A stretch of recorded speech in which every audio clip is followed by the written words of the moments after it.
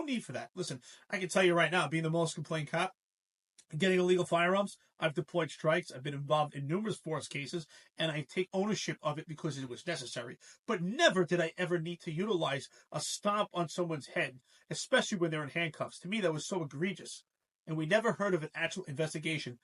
That particular lieutenant was modified for a short time, but as we speak, full duty running around with a gun belt in New York City. Now, if you compare that to anyone else, if that was myself, Sal Greco, John McCarry, Marlon Bethel, or many of our friends and listeners that are active and retired, they would be suspended and probably, and most likely, persecuted and prosecuted by our local DA offices in New York City. And we don't see that. So clearly there was a blanket protection. So that post, it does correlate to this CRALO program, but ultimately what it comes down to is it applies to numerous aspects in the police department where investigations are not actually being disseminated. They're not actually being commenced properly because certain people have blanket of protection and different amenities because they fall under a certain tier.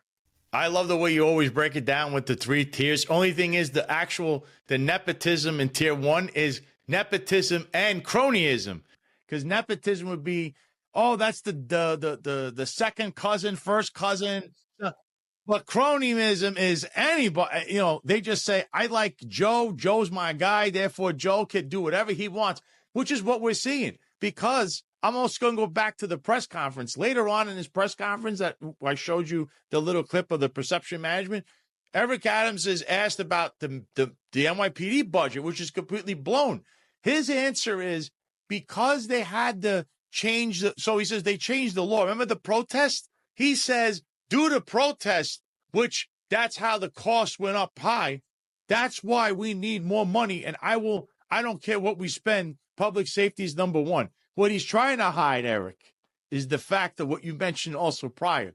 This pay-for-play, quid pro quo, sex scandal. We have them using overtime codes that belong to federal government grants and then applying them for their own overtime. There's all kinds of allegations. I could tell you with this CRALO thing, right after I posted this, someone else, we're going to say another source, came back to me and said, oh, well, the commanding officers and executives were actually asking for the CRALO cars for their spouses. So, Eric, that means they want to get this CRALO car so that their own spouse, who's not a uniform member of service, is not a cop, to run around with this car. On who? The taxpayer dime? And you know who else did that and is being investigated for right now? The New York City Sheriff, Anthony Miranda, who, by the way, Eric Adams stated he's got $300 million going to their office. Meanwhile, they just got a ruling against them that said everything they've been doing, raiding places, is unconstitutional. Why do you need any money when you're going to need money for litigation? Why are you going to give him any more money? He already had $100,000. He can't explain why it's in his safe in his office, Anthony Miranda. So, I mean, we just see a pattern here, Eric. It doesn't matter where it is. Perception management, you got goons running around, executives with this car. If it's not one thing, it's another. Now they want to blow the budget because they have to cover for why there's all this money in the chief of department's bank. That was one of the things that I explained in the prior episode with Sam Mantar's chart. The chief of department has money buried there and he can't explain why. And he found it, which falls into the budget problems with the overtime. So, I mean, Eric, what are your thoughts? My head is spinning just saying that. I can't believe how corrupt these people are and how into disrepair New York City has become. It's like despair everywhere. You know what I find so interesting about these conversations? If it was 10 years ago right now, if I can look back and close my eyes and go back 10 years, and if I heard you saying this story right now that spouses were taking these CRALO cars, confidential rental and leasing office cars assigned to the police department, it would be shock and awe. I would be, whoa, wait a minute, whoa. What did you just say? It would be complete shock and awe. I got to be honest, I probably wouldn't even believe you, right? And you're my friend, but I was wait a minute, you have to say that again.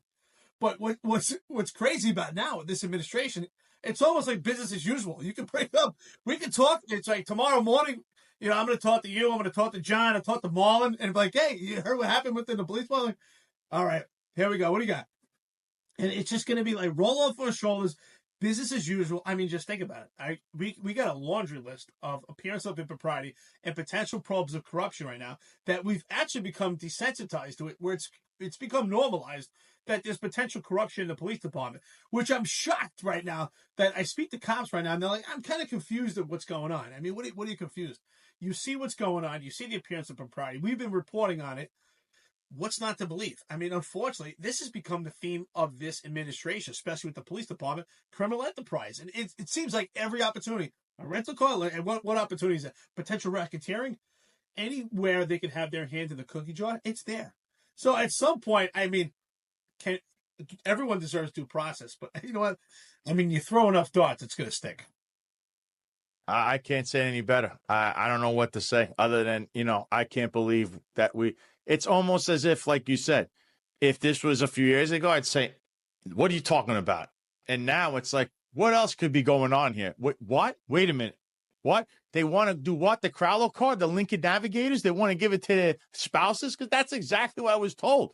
I said, no. Are you kidding me? Like, no. No, this is definitely what was occurring. And I'm saying to myself, the other thing with this is the black boxes. Where are the black boxes? They never tracked these vehicles. Who took those out? What about the red light summonses? They passed the red lights. They have tickets on Eddie Caban's former vehicle, right? And then the summonses in general. The only way you could track this car, Eric, is through if they pass by cameras on the highway, and they might not even be in the city or the state.